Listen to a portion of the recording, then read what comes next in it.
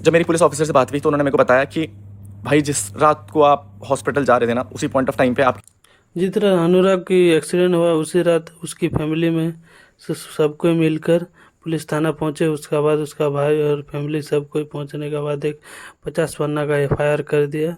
FIR कर देने के बाद उसके बाद क्या क्या एलिगेशन और क्या क्या धारा लगे हैं इसमें बताया है, सुनिए। ना, उस दिन almost everyone came up, everyone. मैंने कहा चलो इट्स ओके, अगर इतनी बुरी स्टेट पर भी नहीं आए तो मैं कहा छोड़ ही देता हूँ। बट मैं आपको बता देता हूँ, जिस पॉइंट पर मेरा एक्सीडेंट हुआ था ना, उस हाईवे पे, उस पॉइंट पर ना पापा went to the police station उसी रात को and he registered an complain.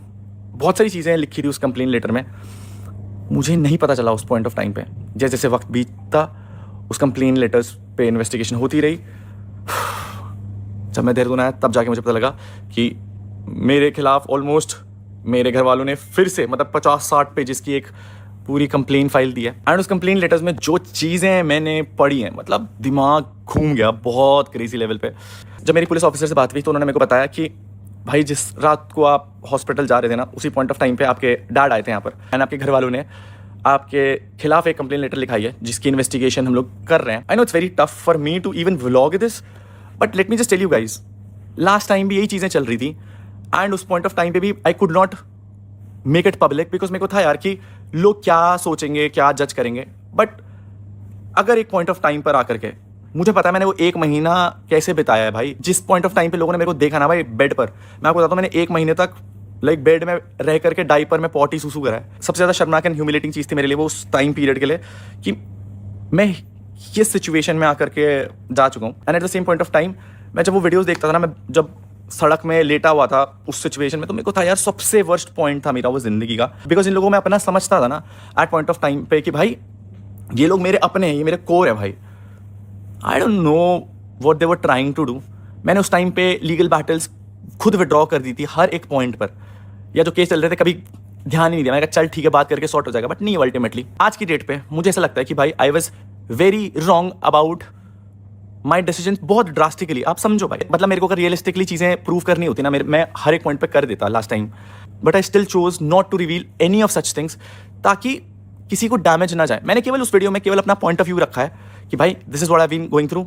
मैं प्यार के लिए मर रहा था, प्यार नहीं मिला भाई तो वो दे देते तो मेरी मेंटल स्टेट बहुत अच्छे पॉइंट पर इंप्रूव हो जाती या फिर मैं हील कर जाता। एंड लास्ट टाइम भी कंप्लेंट्स हुई थी मेरे अगेंस्ट, एंड उन कंप्लेंट्स में जो चीज़ें मेरे खिलाफ लिखी गई थी ना, मैं आपको बता रहा हूँ, you could not even imagine that. इस पॉइंट ऑफ टाइम पे जो कंप्लेंट लेटर्स में जो चीज़ें लिखाई गई हैं, आई विल टेल यू, इतनी झूठी बातें लिखाई गई हैं, अगर मैं बोलूँगा भी ना आपको बहुत शर्म आएगी कि ऐसे कैसे कर सकते हैं इसके घर वाले। खैर मुझे आज की डेट पर खुद शर्म आती है, इसीलिए मैं खुद बोलता हूँ कि अच्छा ही हुआ कि भाई छोड़ दिया। बिकॉज एंड वो जो कंप्लेंट लेटर है ना गाइस, उसमें ना ऐसी ऐसी चीज़ें लिखी हैं। मेरे साथ कोई दोस्त आते थे तो फिर मम्मी को उन दोस्तों से डर लगता था। मैं भगवान कसम खाऊं, मुझे ना दुख केवल इस चीज़ का है कि बातें झूठी क्यों लिखी गई है। At one point of time जब मेरे दोस्त आते थे ना, तो मेरे ही घर वाले होते थे उस पॉइंट ऑफ टाइम पे, जो उन्हें खाना खिलाते थे, जो उन्हें अच्छे से ट्रीट करते थे, जो उनके साथ बैठ करके गप्पे लड़ाते थे। बट जस्ट बिकॉज मुझे गलत साबित करना है पूरी दुनिया के सामने, तो पूरा पीओवी ही बदल के रख दिया गया। तो राइट नाउ आज की डेट पे हमारे खिलाफ एक केस चल रहा है गाइस। इवन आज भी मेरे को पुलिस स्टेशन जाना है उन्हीं सारी चीज़ों की डिस्कशन के लिए, उन्हीं सारी चीज़ों के बारे में बात करने के लिए। बट मैं ओपनली बोलता हूँ, मैंने वो लूप बंद कर दिया था, मैंने वो चैप्टर ही क्लोज कर दिया था अपनी ज़िंदगी का। बट अगर नहीं रुकना सामने वालों को, तो आई विल टेल यू, मैं अब लीगली फाइट करने वाला हूँ हर एक एस्पेक्ट पे।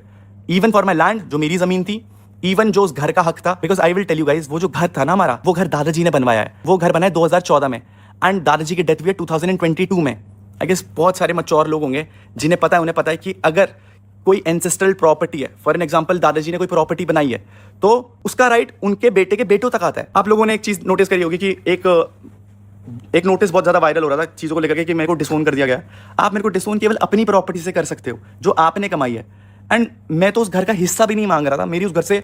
आपको अनुराग की फैमिली के ऊपर क्या राय है, क्या कहना चाहेंगे, कमेंट बॉक्स में बोलिए।